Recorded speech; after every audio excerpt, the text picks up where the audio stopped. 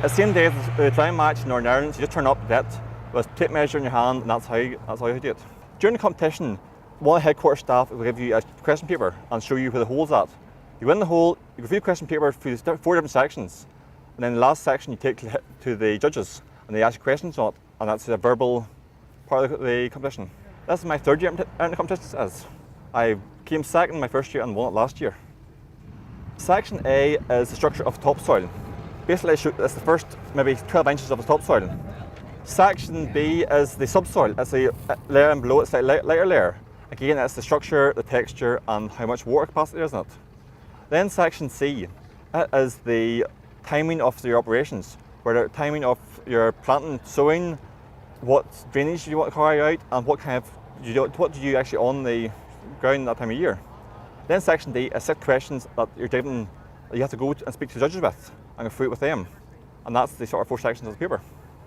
What we're looking for when you come to the soil pit is that you'll be assessing the topsoil. So you'll see here a distinct layer from change in colour, change in texture.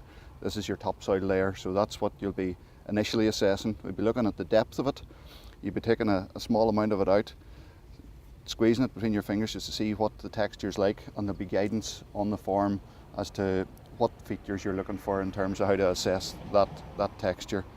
We'll then do the same on the subsoil. So you'll take a small amount of it out, you'll feel the difference in the texture there from that to the topsoil, and again there'll be guidance on the form as to tell you what it is you're looking for. We'll then move on to the soil structures.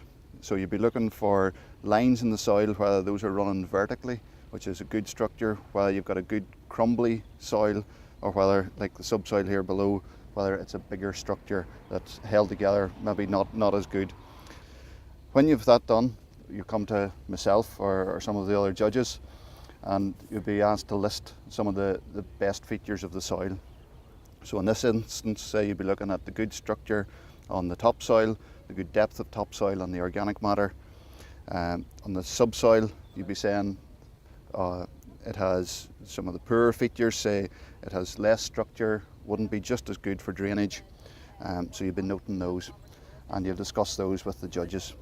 As well as that, there'll be some of the management aspects, where you would say, if it was your field, what you would do with it in terms of what crops you could plant. Is it just a grass field? What drainage or other works you might carry out, and how you would go about sort of looking at fertilising the crops in the field, or applying lime and doing that. And again, it's just a short conversation with the judges, nothing too serious, and should be fine. The bit of this competition is you learn what's below your feet. If not from a farm, you don't even know what's below your feet. So you learn different soil levels. And if you're from a farm and maybe are arable, it teaches you what actually is below your feet. What do you have to do to keep your soil right on your farm? Top tips is ask somebody who's done it before, or ask even headquarters, they'll give you guidance on the competition, and ask your club maybe to do a competition for themselves. And even your counties just do it as well in competitions. And just basically get a bit of knowledge before you come, and even ask judges when you're doing it, because they'll give you info back.